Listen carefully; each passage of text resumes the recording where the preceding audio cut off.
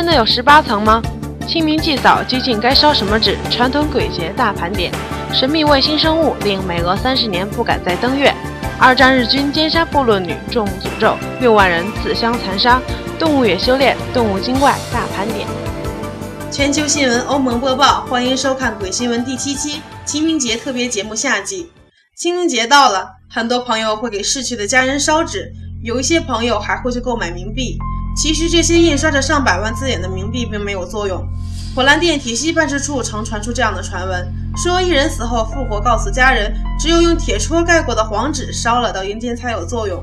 其实这种传闻并非不可能，我们就采访到了一位亲近起死回生过的朋友，来看看他是怎么说的。当时他醒来之后，我们也很惊讶。后来我们就问他，他也跟我们聊起一些他在那边的所见所闻。然后他有一件事情告诉我们的，就是在那边你烧就是印刷的那种仿人民币的那种明钞是没有用的，你必须是烧那种黄纸，而且就是每摞黄纸的第一页上还一定要用那铁戳，那个铁它的图案是一个那个铜钱的那个印儿，必须在那个第一页黄纸上戳上那个印儿，那么这一摞纸在阴间才好用。我们听了之后，我们也就是很惊讶，因为我们以前就是烧了好多那种印刷的仿人民币的明钞，然后在这以后，我们给过去逝去的先人烧纸的时候都烧这种黄纸了，再没有烧过那种明钞。还有就是他告诉我们说，在那边有一些孤魂野鬼真的是抢钱抢得很厉害，所以就是烧纸的时候一定要在地方圈上一个圈，这样子就是只能烧给你家的先人，你家的先人才能拿你烧的纸，别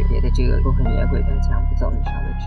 其实中国并非只有清明一个节日可以祭扫，春节、元宵节、寒食节等都可以进行祭扫活动。我国还有3大鬼节，分别是清明、中元和寒衣节。中元节是地官大帝的诞辰，道观会举办道场，儒教有祭祀家鬼的传统。与中元节同系列还有上元节和下元节。上元节就是元宵节，中元节在古代是重大节庆日，在现代中元节的喜庆作用被削弱，变成了单纯的鬼节。寒衣节则是要给先人烧衣服的节日。除了3大鬼节，我国还有不少鬼节。大家都知道9月9是重阳节，那么相对就是6月6重阴节了。这个不为人知的节日也是重要祭祀的日子。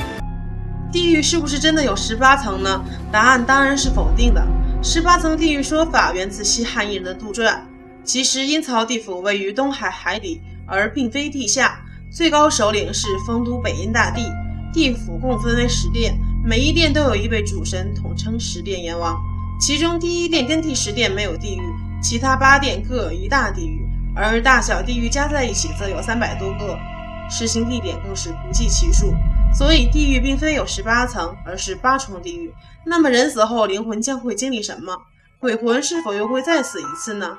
敬请期待第8期。10殿阎王分别是秦广王、楚江王、宋帝王、武关王、阎罗天子殿城王、太谦王、都市王、平等王和转轮王。世间的人都说阴司共有18层地狱，其实这是错误的，应该是8重地狱，分别是第2殿的火大地狱、第3殿的黑熊大地狱、第4殿的河大地狱、第5殿的叫唤大地狱、第6殿的大叫唤大地狱、第7殿的热闹大地狱、第8殿的大热闹大地狱和第9殿的阿鼻大地狱。8重大地狱外各另有16小地狱及本殿的血无耻枉死城。大小地狱总共有138地狱，之外又有同住火焚分别施加刑罚的地方，切勿以为只有18层地狱。自前苏联1959年9月月球2号探测器着陆成功，到美国阿波罗17号飞船在1972年12月返回地球30多年来，美国和苏联从此再未进行过任何载人登月的任务。普遍认为这是因为25名飞过月球的宇航员都撞上过 UFO， 这促使 NASA 放弃了载人登月的任务。而2009年 NASA 曾经声称原始登月录像带丢失，几个月后录像带又突然找回，引爆全球媒体炮轰，央视也进行过专题报道。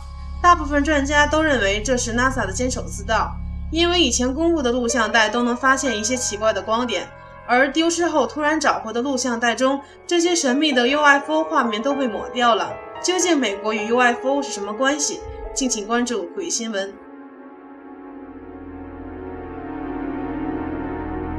在清明节特别节目上集中，我们曾经跟大家介绍过黄仙和狐仙。很多动物都能得道成仙，但是有一些动物最具灵性。民间对动物的崇拜主要集中在5大家上，包括狐仙、黄仙、白仙、柳仙和灰仙。白仙是刺猬，柳仙是蛇，灰仙则是老鼠。许多家庭都供奉5大家，5大家都是人形，慈眉善目，除白仙会被赋为白老太女人形象外，其余4位都是男相，穿官服戴暖帽。这里需要提示一下的是，香港人敬拜的黄大仙并为黄仙，黄仙是黄鼠狼，而黄大仙原型则是人。民间对狐仙、黄仙和白仙最为敬畏，关于他们的灵迹传说也颇多，将他们称为胡三太爷、黄二大爷、白老太太。天后宫当年有白老太太神像，文革时期被毁，1995年由香客捐赠重塑。传说更加离奇，新中国成立后，对5大家崇拜衰落了。对待这些护家仙，我们一定要敬畏，这样他们也会庇护我们平安一生了。新闻调查：二战日军奸杀部落女中诅咒，6万人自相残杀。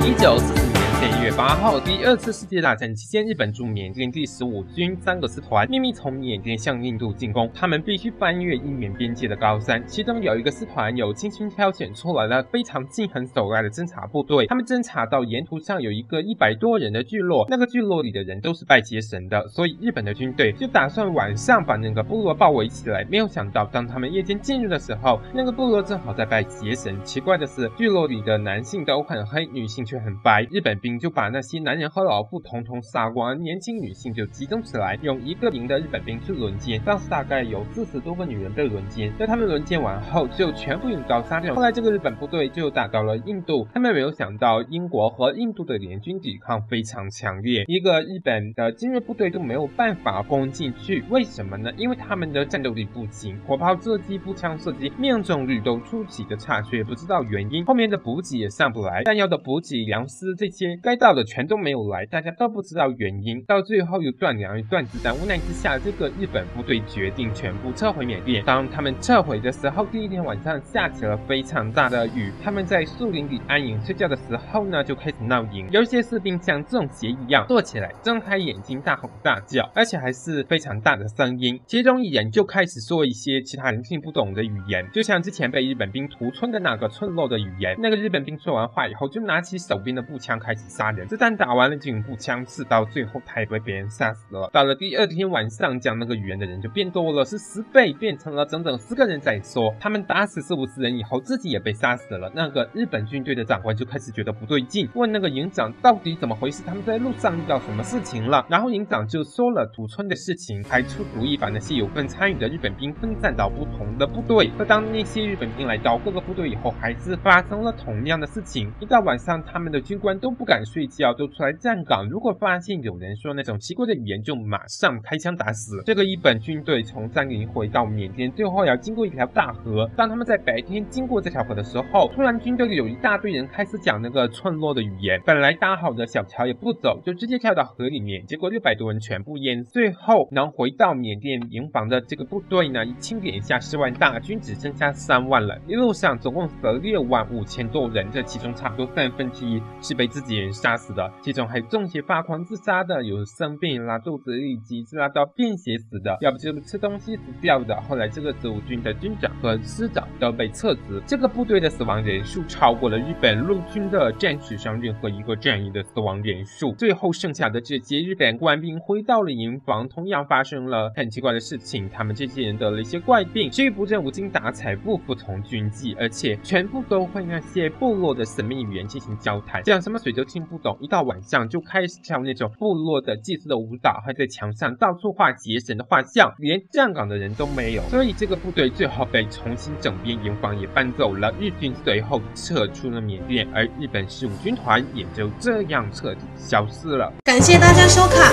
欢迎发送电子邮件给我们，分享你的奇闻，或者艾特我们官方微博。我是 Amber， 我们下期再见。